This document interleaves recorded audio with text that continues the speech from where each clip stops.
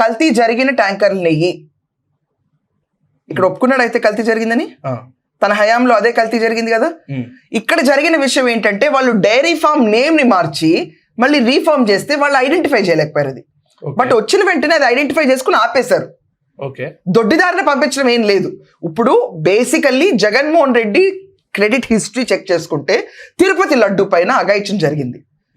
అఘాయిత్యంలో నెయ్యి అన్న పదార్థమే లేదు, రసాయనాలతో నింపేశాడు. ఇప్పుడు బెటా కెరటిన్ అవనండి, పామ్ ఆయిల్ కెరటిన్ అవనండి, దాని తర్వాత లప్సా యాసిడ్ అవనండి, మొత్తం నింపేశాడు. ఎన్డీడీబీ రిపోర్ట్ లో దీంట్లో బీఫ్ టాలో ఉంది, ఫిష్ ఆయిల్ ఉందని కూడా ఇచ్చారు. ఇదంతా కాకుండా సిబిఐ సిట్ ఇచ్చిన ఛార్జ్ షీట్ లో వాళ్ళు ఏం పేర్కొన్నారంటే లిమిట్ ఆఫ్ డిడక్షన్ లో లేదు, ఇక్కడ ఇట్ ఈస్ లెస్ దాన్ 10% అని ఉంది కాబట్టి. కానీ దే నెవర్ సెడ్ దీంట్లో జంతు కొవ్వు లేదని కాదు.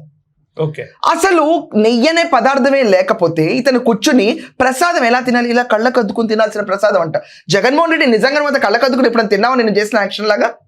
ఒక్క రోజున నువ్వు ప్రసాదాన్ని కళ్ళకి ఇలా చూపించాడు, చెప్పులు ఇలా విడిచేసి లిటరల్లీ ఇలా కళ్ళకద్దుకుని ఇలా తినాలన్నాడు.